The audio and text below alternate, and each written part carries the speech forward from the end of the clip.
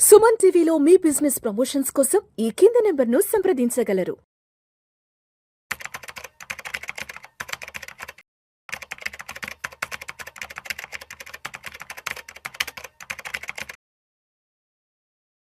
చక్రధర్ గారు నమస్తే సార్. నమస్తే అండి. చక్రధర్ గారు, ఇప్పుడు మ్యూచువల్ ఫండ్స్లో మన ఇన్వెస్ట్మెంట్ పోర్ట్ఫోలియోని ఎప్పుడెప్పుడు చర్నింగ్ చేసుకోవాలి, ఎప్పుడెప్పుడు రీబ్యాలెన్సింగ్ చేసుకోవాలి, అంటే దీనికి ఏదైనా ప్రత్యేకమైన పారామీటర్స్ ఏమైనా ఉంటాయా? ఇన్ని రోజులకు ఒకసారి మీ పోర్ట్ఫోలియో రివ్యూ చేసుకోవాలి, చర్నింగ్ చేసుకోవాలి, రీబ్యాలెన్సింగ్ చేసుకోవడానికి అని చెప్పడానికి ఏమైనా స్పెషల్ పారామీటర్స్ ఏమైనా ఉంటాయంటారా? తప్పకుండా చేసుకోవాలండి. చాలామంది అనుకునేది ఏంటంటే మేము లాంగ్ టర్మ్ కోసం కొనుక్కుంటాం ఫండ్స్ అంటారు, లాంగ్ టర్మ్ కోసం కొనుక్కుంటాం అంటారు. ఒక ఎస్ఐపి మొదలుపెట్టానంటే నేను 20 ఏళ్ళు కడతాను ఈ ఎస్ఐపిని, మళ్ళీ ఆ ఎస్ఐపి 20 ఏళ్ళు కట్టడంతో పాటు మళ్ళీ టాప్అప్ ఒక ఎస్ఐపి అంటారు, స్టెప్అప్ ఎస్ఐపి అంటారు, మళ్ళీ ఇంకా అమౌంట్ కూడా ఎక్స్ట్రా యాడ్ చేస్తుంటారు. అలా 20 ఇయర్స్ కట్టిన తర్వాత ఆ ఫండ్లో పర్ఫార్మెన్స్ లేకపోయినా, అందులో ఫండ్ మేనేజర్ వెళ్ళిపోయినా, తన స్ట్రాటజీ బయట వర్కౌట్ కాకపోయినా అమాంతంగా మన లాస్ అయితే వస్తుందండి. సో మేము అందరూ ఏం చెప్తుంటాం అంటే ఎవ్రీ 3 ఇయర్స్కి ఒకసారి ఎవ్రీ 3 ఇయర్స్కి ఒకసారి చూసుకోండి, పోర్ట్ఫోలియోని రివ్యూ చేసుకోండి. ఒకవేళ మనమైనా బై మిస్టేక్గా కనుక రాంగ్ ఫండ్స్ తీసుకుంటే మాత్రం అర్జెంట్గా వాటి నుంచి బయటకు వచ్చేయాలండి. అలాగే రాంగ్ ఫండ్స్ని కంటిన్యూ చేసుకుంటూ వెళ్ళిపోకూడదు. ఇప్పుడు చూడండి, డెడ్ సెల్స్ ఎలా ఉంటాయి మన బాడీలో, అలాగే కొన్ని డెడ్ ఉంటాయండి మనకి ఫండ్స్ కూడా. డెడ్ ఫండ్స్ తీసిపడేయాలి. వాటిని బ్లాక్ షీప్ అంటారు. బ్లాక్ షీప్ అనే ఫండ్ ఎలా ఉంటుందంటే, మన పోర్ట్ఫోలియోలో కనుక ఒక 6 ఫండ్స్ ఉన్నాయనుకోండి, for example 5 funds or 4 funds బాగానే రిటర్న్స్ ఇస్తాయి, అబోవ్ 15% రిటర్న్ ఇస్తాయి. అవన్నీ కొన్ని 2 ఫండ్స్ ఉంటాయి, దొంగ ఫండ్స్ అంటారు వాటిని, బ్లాక్ షీప్ ఫండ్స్ అంటారు. అవి 7% 6% కంటే కూడా ఇవ్వవు. ఈ 6% 7% ఫండ్స్ ఏవైతే ఉంటాయో ఆ 15-18% ఇచ్చిన ఫండ్స్ని మొత్తం ఆ రిటర్న్స్ అనేవి తినేసి మొత్తం పోర్ట్ఫోలియోని యావరేజ్గా 12% 13% తీసుకెళ్ళిపోతాయండి. సో ఎప్పటికప్పుడు మన దాంట్లో ఉన్న బ్లాక్ షీప్ ఫండ్స్ తీసేయాలి. ఇంకోటి తెలుసో తెలియకో ఎవరో ఒక అడ్వైజర్ చెప్పాడనో, లేకపోతే యూట్యూబ్లో విన్నాను అని చెప్పో కొంతమంది ఫండ్స్ కొనుక్కుంటారండి. ఇది నిజంగానే జరిగింది. ఒక అతనికి ఒక లాస్ట్ 25 ఇయర్స్ నుంచి అతను మ్యూచువల్ ఫండ్స్లో ఉన్నారండి. ఒక రోజు కాదు, 2 రోజులు కాదు, 25 ఇయర్స్ నుంచి. అతని 25 ఇయర్స్లో స్టార్టింగ్లో ఆ టైంలో ఉన్న కొన్ని ఫండ్స్తో మొదలుపెట్టారు, 5 ఫండ్స్తో మొదలుపెట్టారు. తర్వాత అందులో ఆయన కనిపించింది ఆ ఫండ్స్ పర్ఫార్మెన్స్ లేదు అని చెప్పి వాటిని అక్కడ దాన్ని స్టాప్ ఎస్ఐపి చేశారు. ఎస్ఐపి చేసి మళ్ళీ కొత్తగా ఫ్రెష్గా ఆ రోజు ఏదైతే బాగున్నాయో ఎస్ఐపిస్, వాటి చామ్ ఉన్నాయో, బయట మార్కెట్లో బజ్ అనిపిస్తుందో ఫండ్స్ని, వాటిని తీసుకోవడం మొదలుపెట్టారు. అలా ఒక 3-4 ఏళ్ళు అయిపోయిన తర్వాత మళ్ళీ వాటిని ఆపేశారు. మళ్ళీ కొత్తగా వేరే ఫండ్స్ తీసుకోవడం మొదలుపెట్టారు. ఇప్పుడు ఆయన దగ్గర 10 ఫండ్స్లో ఎస్ఐపి రన్ చేస్తున్నారండి. కానీ చూస్తే పోర్ట్ఫోలియో 50 ఫండ్స్ ఉన్నాయి. 1 కాదు 50 ఫండ్స్ పెట్టుకున్నారు. అందులో ఇండెక్స్ ఫండ్స్ ఉన్నాయి, ఈటీఎఫ్స్ ఉన్నాయి, కొన్ని ఆపేసినవి ఉన్నాయి, కొన్ని కంటిన్యూ చేస్తున్నవి ఉన్నాయి, రకరకాలుగా ఉన్నాయి. చూస్తేనే ఒక 3 పేజీలు వచ్చింది ఆ ఫండ్స్ లిస్ట్ అంతా మాకు. సో మేము అలా చూసి ఇలా చేయకూడదు అంటే చెప్పాము. ఎందుకంటే రిటర్న్స్ ఏం రావట్లే. ఈవెన్ 25 ఇయర్స్ మార్కెట్లో ఉన్నా కూడా ఆయన అనుకున్నంత రేంజ్లో రిటర్న్స్ వెల్త్ క్రియేట్ కాలేకపోయింది, బికాస్ ఆఫ్ ఈ రీజనే. ఆయన అడిగిన క్వశ్చన్ ఆయన చెప్పింది అంటే, సార్ మేము ముందే తీస్తే ఎగ్జిట్ లోడ్ పడుతుంది కదా, మళ్ళీ కొంచెం ట్యాక్స్ పడుతుంది కదా అన్నసరిగా, ఈ ట్యాక్స్ పట్టే కన్నా వాటిని అలా ఉంచుకుంటేనే బెటర్ కదా, అది పెరుగుతుంది, ఎంతో కొంత పెరుగుతుంది అనేది కరెక్ట్ మాట కాదండి. ఎందుకంటే మనకంటే ఒక గోల్ ఉంటుంది. రేపు ఫ్యూచర్లో మనం చూస్తే ఈ ఇన్ఫ్లేషన్ వల్ల రాబోయే రోజుల్లో ఖర్చులు బాగా పెరుగుతున్నాయి. సో మనం అలా ఖర్చులు బాగా పెరుగుతుండడం వల్ల వాటిని కనుక మనం తట్టుకోవాలి అంటే మాత్రం మన పోర్ట్ఫోలియో అట్లీస్ట్ 18% రిటర్న్ జనరేట్ చేసి పెట్టి ఉండాలి. ఇప్పుడు చూడండి, మనం చాలా మందికి ఏదన్నా 3 crores వెల్త్ క్రియేట్ చేయాలి అన్నా, 2 crores వెల్త్ క్రియేట్ చేయాలి అన్నా మనం ఎస్ఐపి అమౌంట్ పెద్ద చెప్తాం. సో మీరు 1 crore 15,000 వేస్తే మీకు 1 crore వస్తుంది, 20,000 వేయండి 2 కోట్లు వస్తాయి, 45,000 వేయండి 3 కోట్లు వస్తాయని చెప్తాం. కానీ ఇక్కడ ఉన్న ఆర్థిక పరిస్థితి వల్ల చాలా మందికి ఏంటంటే, కుటుంబంలో పిల్లల్ని చదివించుకోవాలి, అలాగే మనకి రోజు రోజుకి రెంట్లు పెరుగుతున్నాయి, ప్రొవిజన్స్ పెరుగుతున్నాయి, అందరి వల్ల ఏంటంటే పెంచుకోలేకపోతున్నారు, ఎస్ఐపి అనుకున్నంతగా పెంచలేకపోతున్నారు బికాస్ ఆఫ్ ఎక్స్పెన్సెస్ వల్ల. మనం ఎప్పుడైతే అమౌంట్ ఆఫ్ ఎస్ఐపి పెంచలేకపోతామో అట్లీస్ట్ రిటర్న్ ఆన్ ఎస్ఐపి పెంచాలి.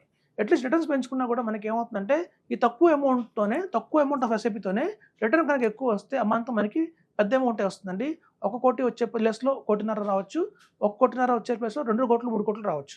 సో కాబట్టి ప్రతి ఒక్కళ్ళు కూడా పోర్ట్ఫోలియోలో బ్లాక్ షీప్ ఫండ్స్ ఎప్పుడైతే ఉంటాయో వాటిని తీసేయడం అనేది బెటర్ అండి. అలాగే మనం గత ఎపిసోడ్లో చెప్పుకున్నాం, చాలా మంది కూడా ర్యాంకింగ్ చూస్తారు, రేటింగ్ చూస్తారు, అలాగే వాటికి ఉన్న రిటర్న్స్ చూస్తారు. అలా రిటర్న్స్ చేసి ఎప్పుడు ఇన్వెస్ట్మెంట్ చేయకండి. కన్సిస్టెన్సీ చూడాలి ఒక్కొక్క ఫండ్లో. ఆ కన్సిస్టెన్సీ అనేది ఆ ఫండ్ మెయింటైన్ చేస్తుందా లేదా చూడండి. ఇండియాలో దగ్గర 1000 ఫండ్స్ ఉన్నాయండి, 1 కాదు 2 కాదు 1000 ఫండ్స్ ఉన్నాయి. మనకి 1000 ఫండ్స్ మనకు కావాల్సిన ఫండ్స్ అన్ని అంటే ఓన్లీ 6 ఫండ్సే కావాలి. మనం నిజంగా కోటీశ్వరులు అవ్వాలంటే 6 ఫండ్స్ సరిపోతాయి, 6 ఫండ్స్ చాలు. సో ఆ 1000 ఫండ్స్లో ఈ 6 ఏవి అని తెలుసుకోవటంలోనే మా వర్క్ ఉంటుందండి. మేము చెప్తాం ఈ 6 చేయండి చాలు, మీకు బ్రహ్మాండంగా ఉంటుందని చెప్పి.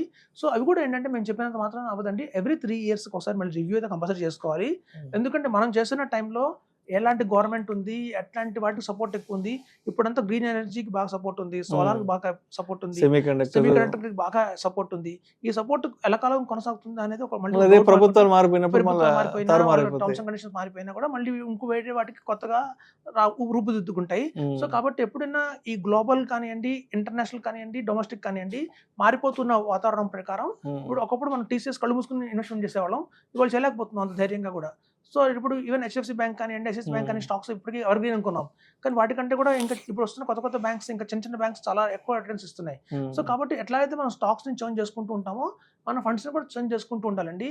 సెక్టర్ ఫండ్స్ ని అవాయిడ్ చేయాలి, థిమాటిక్ ఫండ్స్ ని అవాయిడ్ చేయాలి, బిజినెస్ సైకిల్ ఫండ్స్ కానివ్వండి, banking and financial services fund కానివ్వండి, డిఫెన్స్ ఫండ్ కానివ్వండి, ఇలాంటివి అవాయిడ్ చేయాలి. పైగా ఇండెక్స్, చాలా మంది చేసే పెద్ద పొరపాటు ఏంటంటే ఇండెక్స్ ఫండ్స్ లో ఇన్వెస్ట్మెంట్ చేస్తారండి. ఇండెక్స్ అంటేనే సెట్ ఆఫ్ 10 స్టాక్స్ అండి. మినిమం ఇండెక్స్ అనే దాంట్లో 10 స్టాక్స్ మినిమం ఉండాలని రూల్ ఉంది, కండిషన్ ఉంది. వాళ్ళు చాలా మంది ఇండెక్స్ తీసుకుంటే 18 స్టాక్స్ ఉంటాయి, 25 స్టాక్స్ ఉంటాయి, 30 or 40 స్టాక్స్ ఉంటాయి. ఎప్పుడు కూడా చూస్తే ఇండెక్స్ లో ఉండే స్టాక్స్ కంటే కూడా బయట ఉండే స్టాక్స్ రిటర్న్స్ కూడా ఎక్కువ ఇస్తున్నాయండి, చాలా మంది గమనించాము. సో మీరు చూస్తే అందువల్ల ఏమవుతుందంటే కేవలం బ్లైండ్గా ఇండెక్స్ మీద వెళ్ళిపోకండి, అది పడినా కూడా మళ్ళీ పైకి వెళ్ళడం టైం పడతాయి అని చెప్తుంటాం మేము. సో ఇండెక్స్ ఫండ్స్ని అవాయిడ్ చేయాలి. సో ఇట్లాంటివన్నీ అవాయిడ్ చేసుకుంటూ వెళ్తేనే మనకి రిటర్న్స్ అయితే వస్తాయండి. పోర్ట్ఫోలియో రివ్యూ అనేది చాలా చాలా మస్ట్. ఇప్పుడు చూడండి, మనకి ఒక డాక్టర్ని కలిసాం, మనకి ఐడెంటిఫై అయింది డయాబెటిక్, మనకి ఐడెంటిఫై అయింది, లేకపోతే మన బాడీలో ఉన్న HDL కొలెస్ట్రాల్స్ కానివ్వండి ఎక్కువైనాయి, మనం డాక్టర్ని సంపాదించామనుకోండి, డాక్టర్ ఒక మెడిసిన్స్ రాస్తారు. ఆ మెడిసిన్స్ రాసిన డాక్టర్ ఏమంటారంటే ఇది ఒక 1 month ఆడి మళ్ళీ టెస్ట్ చేసుకోండి, కోర్స్ వాడి ఈ మందు మీ పనిచేస్తుందా పని చేయలేదా, మందు మార్చాలా, డోస్ పెంచాలా పెంచకూడదా, షుగర్ లెవెల్స్ ఎలా ఉన్నాయి అని చెప్తారు ఆయన. ఇది నిజంగా ఒక క్లయింట్ జరిగిందండి. ఆయన డయాబెటిక్ వచ్చింది, డాక్టర్ దగ్గరికి వెళ్ళారు. డాక్టర్ ఏం చేశారంటే మెడిసిన్స్ కొంచెం ఆ డయాబెటిక్స్ చాలా ఎక్కువ ఉంది కదని చెప్పి మెడిసిన్స్ రాశారు, డైట్ ప్లాన్ రాశారు, బాగానే ఉంది. ఆయన ఇంటికి వెళ్ళారు. ఇంటికి వెళ్ళి ఆయన ఏం చేశారంటే ఈ ఇంగ్లీష్ మందులతో పాటు ఇంకా గూగుల్లో కొట్టి, యూట్యూబ్లో కొట్టి ఆయుర్వేదంలో కూడా ఇంకేముంది అని తెలుసుకుని, ఆయుర్వేదంలో వాళ్ళు కూడా ఏదో చెప్పారు, మన కాకరకాయ జామున్ మిక్స్ చేస్తే ఒక డ్రింక్ వస్తుంది, అది ఎర్లీ మార్నింగ్ తాగండి మీరు, కాలా జామున్ అది తాగితే మీకు చాలా బాగుంటుందని. తర్వాత ఇంకోటి ఏదో అమృతని ఇంకోటి 2 ఇచ్చారు. సో ఈ ఇంగ్లీష్ డాక్టర్ తెలియదు ఆయన అది వాడుతున్నాడని చెప్పి, అంతే కదా. సో ఈయన రాసిన డోస్ వాడుతూనే ఉన్నాడు, ఆయుర్వేదం వాడుతూనే ఉన్నాడు. 3 నెలల్లో ఏమైందంటే షుగర్ మొత్తం డౌన్ అయిపోయింది. ఒక అర్ధరాత్రి ఆయనకి షుగరింగ్ వచ్చి డౌన్ లెవెల్ 50 వెళ్ళిపోయారు. ఇంకొంచెం వెళ్తే కొమ్మలు వెళ్ళిపోయారు, అంతే. మిస్సెస్ చూసిన కూడా సరిపోయింది. ఆయన నోట్లోకి తేనె అవి వేసి కొంచెం కంట్రోల్ చేసి తీసుకెళ్తే అప్పుడు డాక్టర్ నేను అడిగిన మందులు బాగానే ఉన్నాయి కదా, ఆయన తెలియదు మళ్ళీ ఆయుర్వేదం వాడుతున్నారు, నేను రాసిన మందుల ప్రకారం వాడుతున్నప్పుడు ఇంత డౌన్ అయిపోవడం ఏంటని ఆయన షాక్ అయ్యారు. లేదు సార్, సైడ్ బై సైడ్ నేను కూడా మొదలుపెట్టాను అన్నారు. నువ్వు మొదలుపెట్టి చెప్పాలి మాకు, మాకనే తెలుస్తుంది. సో ఎప్పటికప్పుడు రివ్యూ చేసుకోవాలండి. రివ్యూ చేస్తే ఏమవుతుందంటే మేము చెప్తాం కొన్ని ఫండ్స్ మా జనరల్గా మా ఇన్వెస్టర్స్కి, వాళ్ళు అవి వాటితో పాటు మళ్ళీ ఇంకోళ్ళు ఎవరో చెప్పారు కదా కొన్ని ఇండెక్స్ ఫండ్ యాడ్ చేసుకోవడం, ఇంకోళ్ళు చెప్పారు ETF యాడ్ చేయడం, అలా ఎక్కువ యాడ్ చేస్తుంటారు. సో అలా ఎక్కువ యాడ్ చేయడం వల్ల ఏమవుతుంటే మళ్ళీ అనుకున్నంత ఓవర్ థింకింగ్, ఓవర్ రీసెర్చ్ ఎక్కువగా తెలుసుకునేస్తున్నారు, ఎక్కువగా చేసుకుంటున్నారు, అన్నిట్లో పెడుతున్నారు. 1 లక్ష రూపాయలని 10 ఫండ్స్లో పెడుతున్నారు. అలా పెడితే ఎక్కడ రిటర్న్ రాదండి, అన్ని చోట్ల కోల్పోతాం మనం. సో కాబట్టి మేము చెప్పేది ఏంటంటే ఎప్పుడైనా గుర్తుంచుకోండి, పోర్ట్ఫోలియో రివ్యూ కంపల్సరీ చేసుకోవాలి. రివ్యూ చేస్తున్నప్పుడు మాకు కొంచెం ఇన్ఫర్మేషన్ ఇవ్వాలి. ఇంకా అదర్ దాన్ ఇన్వెస్ట్మెంట్, ఈ మ్యూచువల్ ఫండ్స్ కాకుండా ఇంకా మ్యూచువల్ ఫండ్స్ ఇంకా మీ భార్య పేరుతో చేస్తున్నారా, మీ పేరుతోనో ఇంకో యాప్లో చేస్తున్నారా, అది కూడా చెప్తే మాకు ఒక ఐడియా వస్తుంది. సో ఆల్రెడీ మీకు లాజిక్ యాప్ ఉంది కాబట్టి మేము లాజిక్ యాప్ తీసేస్తాం మా దాంట్లో నుంచి. ఆల్రెడీ మీరు ఏ ఫండ్స్లో పెడుతున్నారు చెప్తే అట్లీస్ట్ ఆ ఫండ్స్ని తీసేసి వేరే ఫండ్స్ ఇవ్వడమో, లేదా డూప్లికేట్ అవ్వకుండా ఉంటాయి కొన్ని ఫండ్స్. మేము చెప్పినట్టు స్మాల్ క్యాప్ ఒకటి తీసుకొని ఆయనకి ఇష్టం స్మాల్ క్యాప్ ఇంకోటి చేస్తే 2 స్మాల్ క్యాప్లు అయిపోతాయి. సో అలాంటివి చేయకూడదండి, అవన్నీ పెద్ద పొరపాట్లు అయితే అన్నింటిలో చాలా గమనిస్తున్నాం మేము. సో ఒక కన్సల్టేషన్ అనేది చేస్తున్నాం, మేము అందరికీ కూడా ఫ్రీ కన్సల్టేషన్ చేస్తున్నాము. ఇంకోటి ఏంటంటే మేము జనరల్గా నా ఆఫీస్కి వచ్చిన వాళ్ళందరికీ కూడా చెప్తారు, మీరు కన్సల్టేషన్ ఫీజు తీసుకోరు ఎందుకు అని చెప్తారు. నేను ఎప్పుడు కూడా కన్సల్టేషన్ ఫీజు తీసుకోనండి. నేను ఒక్కళ్ళే అడుగుతాను నా కస్టమర్ని, మీరు ఒక రోజు సెలవు పెట్టండి ఆఫీస్కి, అదే నా కన్సల్టేషన్ ఫీజు. ఎప్పుడు కూడా మన లైఫ్లో ఫస్ట్ ఏమంటారంటే శాలరీ రాగానే పే యువర్ సెల్ఫ్ అంటారు. అంటే ఫస్ట్ నీకు నువ్వు పే చేసుకో, కొంత దాచుకో, మిగిలిన ఖర్చు పెట్టి అంటారు. ఇక్కడ వీళ్ళు మొత్తం సంవత్సరం అంతా ఒక కంపెనీకి పనిచేస్తుంది ఎందుకంటే ఒక శాలరీ వస్తుందని. సో ఆ ఒక్క సంవత్సరంలో ఒక్కరోజు వాళ్ళు కేటాయించుకోవాలండి. కంప్లీట్గా కూర్చోవాలి, ఫైనాన్షియల్ అడ్వైజర్తో కూర్చోవాలి, మొత్తం ఎక్కడ ఇన్వెస్ట్మెంట్స్ ఉన్నాయి, వాటిని ఎట్లా మనం మోడిఫై చేసుకోవాలి అని తెలుసుకోవాలండి. ఎప్పుడు చాలా మంది చేసే పెద్ద పొరపాటు ఏంటంటే సాటర్డేనో సండేనో పెట్టుకుంటారు, ఒక గంట ఇవ్వండి అంటారు. ఇందులోకి వాళ్ళకి ఇంటి నుంచి ఫోన్లు వస్తుంటాయి, పార్క్ వెళ్దాం, సినిమాకి వెళ్దాం, సినిమా టైం అయిపోతుంది త్వరగా రండి, ఆకలి వస్తుంది, రెస్టారెంట్కి వెళ్దాం త్వరగా రండి అని వాళ్ళ ఇంటి నుంచి ఫోన్లు వస్తుంటాయి. వాళ్ళు మా దగ్గర కూర్చోలేరు, ఇంట్లోకి వెళ్ళలేరు. సో మేము చెప్పేది ఏంటంటే మా ఇన్వెస్టర్స్ అందరికీ కూడా కంప్లీట్గా ఒక రోజు సెలవు పెట్టేయండి, వర్కింగ్ డే రోజు సాల్వ్ పెట్టండి. అప్పుడు ఎవరు మిమ్మల్ని డిస్టర్బ్ చేయరు. లీవ్ పెడితే మీ మేనేజర్ ఫోన్ చేయడు మీకు. అప్పుడు కనుక కూర్చొని కనుక ఒక్క సంవత్సరంలో ఒక్క రోజు కనుక మీకు మేము కేటాయించుకుంటే మాత్రం అదే మా కన్సల్టేషన్ ఫీజు. మీకు మంచిగా బెస్ట్ పోర్ట్‌ఫోలియో ఇవ్వడానికి మాకు ఈజీ అవుతుందని చెప్తున్నాను. Right sir. Thank you sir. Thank you so much Chakradhar గారు. మన ఇన్వెస్ట్మెంట్ పోర్ట్ఫోలియోని ఎప్పుడెప్పుడు చర్నింగ్ చేసుకోవాలి, ఎప్పుడెప్పుడు రీబ్యాలెన్స్ చేసుకోవాలి, అదేవిధంగా ఎప్పుడెప్పుడు ఈ ఫండ్స్కి సంబంధించిన పోర్టబిలిటీ ఎప్పుడెప్పుడు షిఫ్టింగ్ పెట్టుకోవాలన్న దాని గురించి చాలా చక్కగా తెలియజేస్తారు.